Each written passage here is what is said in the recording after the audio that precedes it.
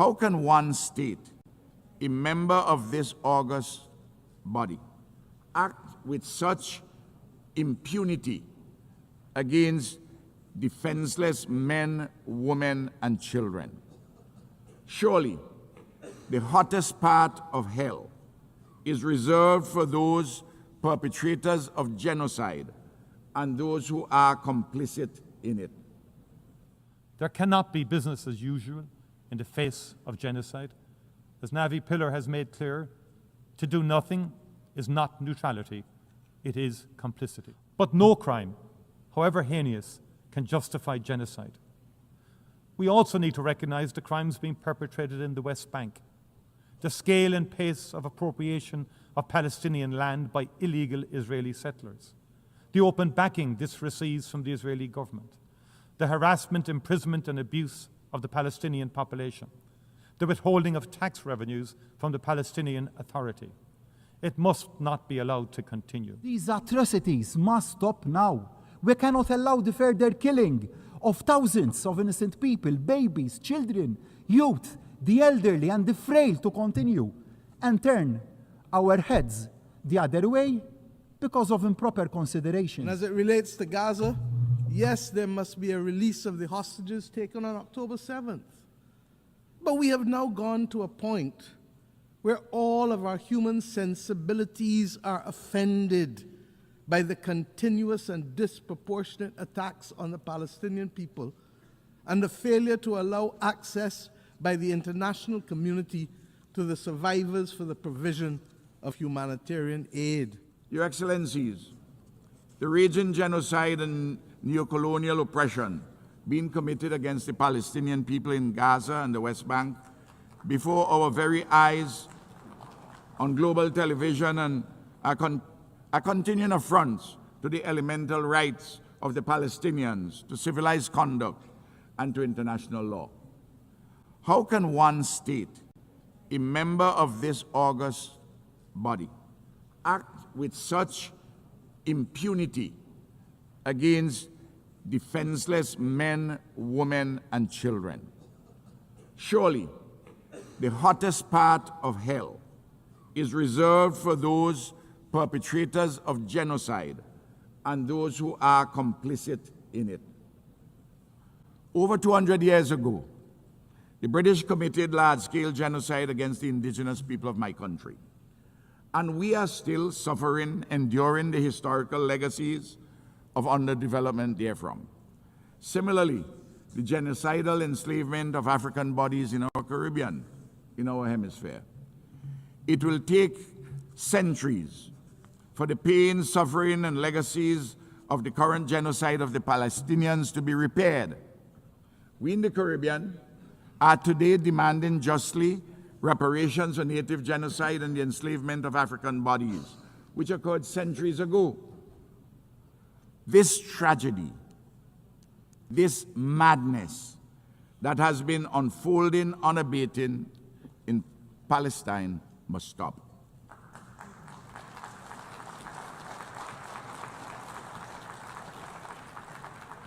Israel's recent expansion of this war against the Palestinian nation in the state of Qatar is unacceptable. We stand in solidarity with Qatar.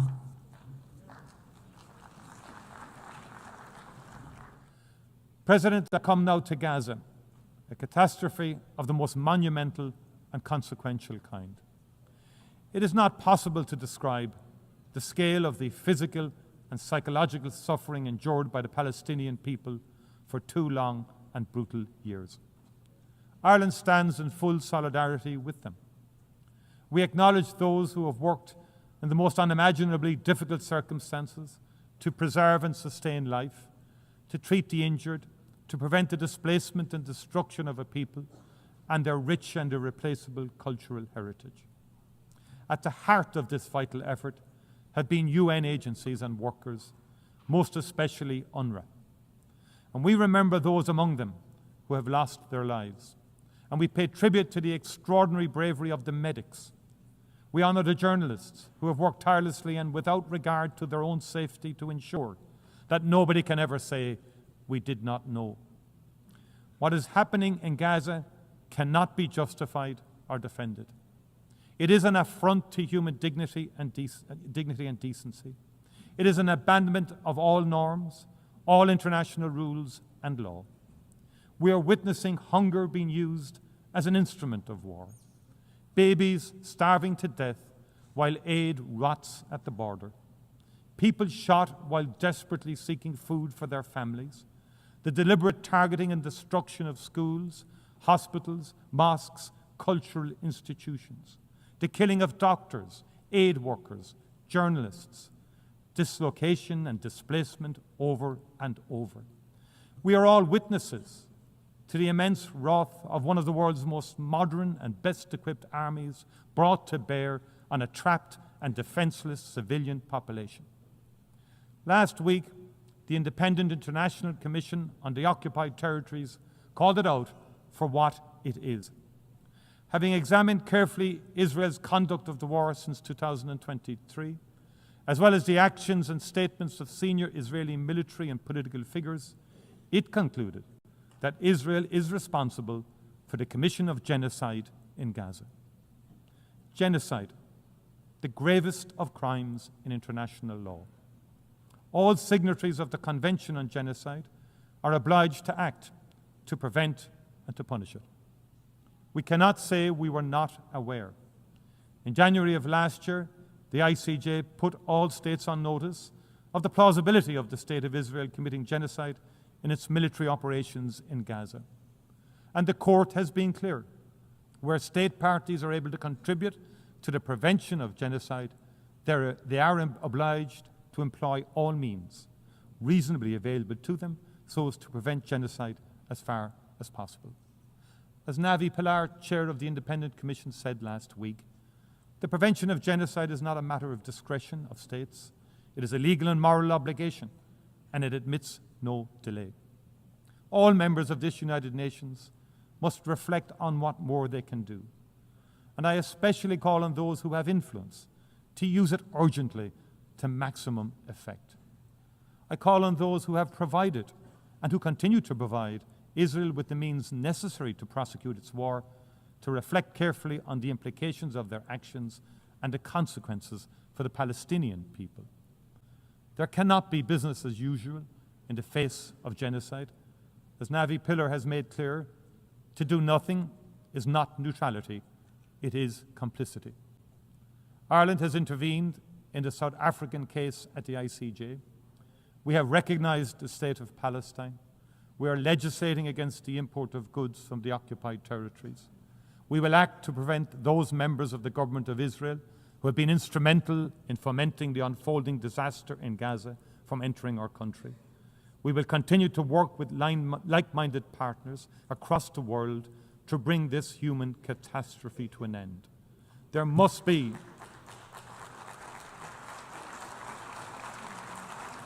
an immediate ceasefire, the release of all remaining hostages, and unimpeded access for humanitarian and aid workers to Gaza.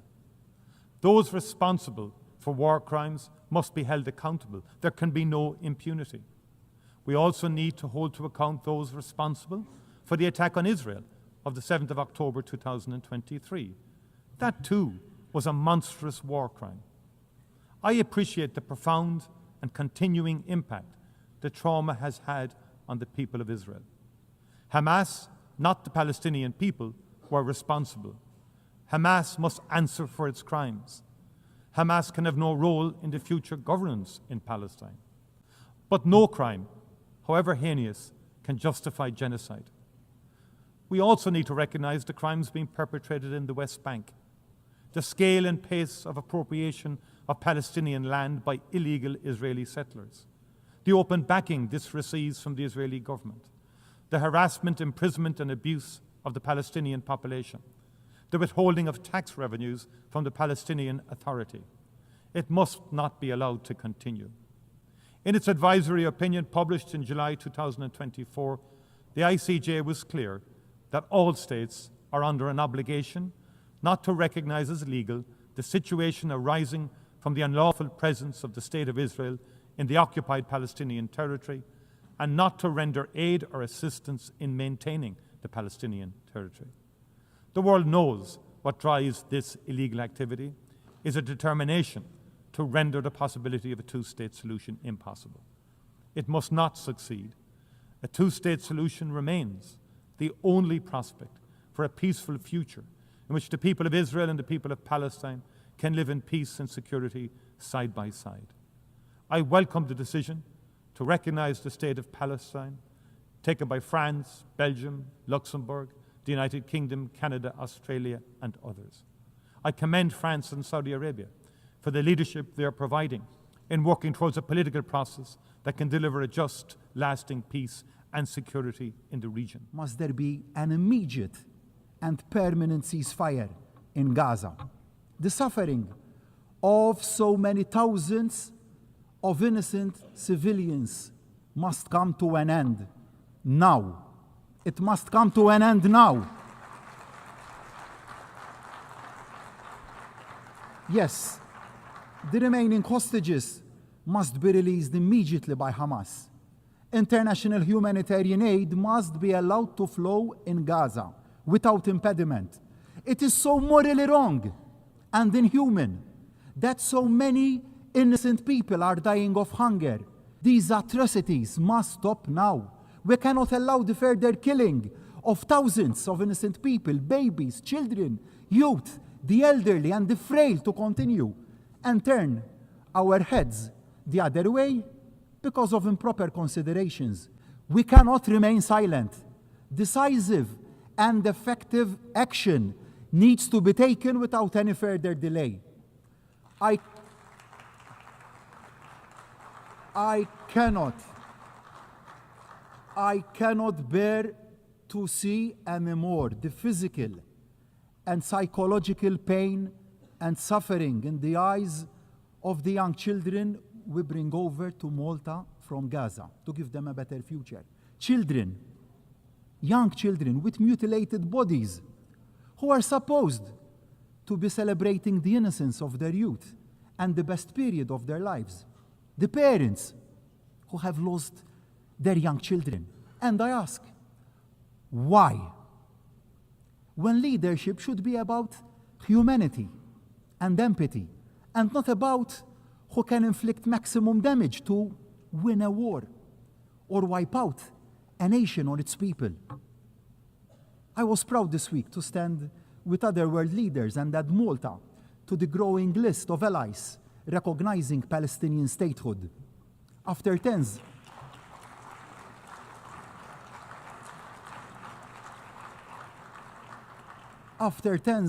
of years of discussion in Malta, we took decisive action and did the right thing to do. I owe this to Ibrahim, a 15-year-old icon of the resilience and strength of the Palestinian people. Ibrahim is now receiving the best medical care and prosthetics in Malta after having both his legs blown off and severely injured by a missile fired from a drone in Gaza. His friends were killed in the same accident. These are the daily realities in Gaza, and we have to stand up and be counted. Not doing so would mean that we are complicit in what is happening. Now, a viable two-state solution, no, isn't a reward for Hamas. It is the exact opposite. It is the only way, in actual fact, to finally banish the evil of Hamas. It is the only solution that can deliver the sustainable and peaceful future that both peoples wish for and deserve. Of course, the road to a fair two-state solution is a long one, fraught with difficulties. But just because something is hard doesn't mean it is impossible. The world owes to Israelis and Palestinians alike to pursue this path to peace. The world must not ignore the horror in Sudan. And of course, I don't need to remind you that it must not ignore the horror in Gaza. The genocidal destruction taking place in both places must now have our full attention. And as it relates to Gaza, yes, there must be a release of the hostages taken on October 7th. But we have now gone to a point where all of our human sensibilities are offended by the continuous and disproportionate attacks on the Palestinian people and the failure to allow access by the international community to the survivors for the provision of humanitarian aid. The survivors are entitled, my friends, to use the words of Bob Marley. How can you be sitting there telling me that you care, when every time I look around, the people suffer in the suffering in every way, in everywhere? My friends, it calls to mind the Roman historian Tacitus, who quoted a Scottish chieftain fighting against the military might of the Roman Empire. And I mention only the last two sentences. They plunder, they butcher, they ravish, they make it desert and call it peace. They make it desert and they call it peace.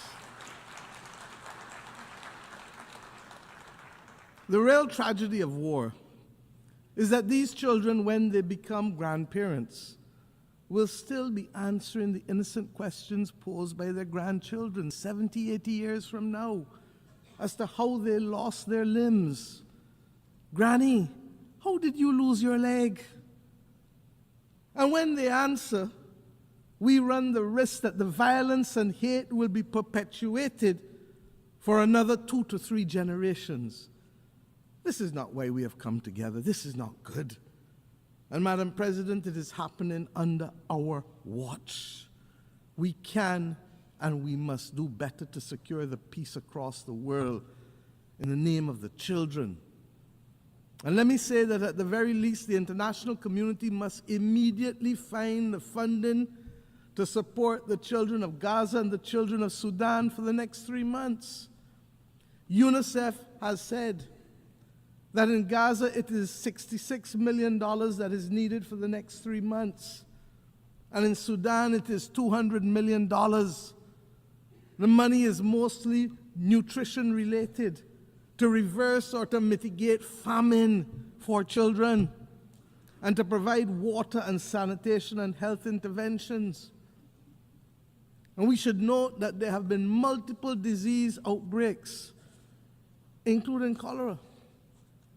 So, Madam President, to be very clear as I move on, a lasting peace can never be achieved through violence, not continued bombing. It can only be achieved through justice as our guide and dialogue, talking. And lest we forget, where others are seeking to build the peace and to preserve humanity in Gaza, as we saw, the international community must not condone the bombing of those states who look to facilitate peace. It is a red line that we must never cross. As I close today, I leave you with an image that has stayed with me for the last week of a young Palestinian girl of 6 or 7 years old walking in the midst of the rubble in Gaza. Her eyes were hollow and full of despair. It was clear that she was in great pain, but she carried her sister on her shoulders, both shoulders, clearly recognizing that it was she who would have to carry the burden of taking them to safety. My friends, this is the ultimate picture for me of hope and resilience. Let us be inspired that even in the face of the greatest adversity and challenges that the world faces, that we too can rise. For if a 6-year-old can push past the pain, all the physical and emotional pain, and still find hope that there's a better moment ahead of her, then we as leaders and members of the global community have a duty to summon that spirit. The world needs it now more than ever. It is not beyond us to forge a better world that is fair and just. 80 years ago, it was just a few countries that summoned that will. Today, those of us who were denied the right to be heard then must now be the core responders to this critical clarion call. I leave you inspired by the words of my own anthem as I think about the world. Inspired, I say, upwards and onwards we shall go, inspired, exulting, free, and greater will our world grow in strength and unity.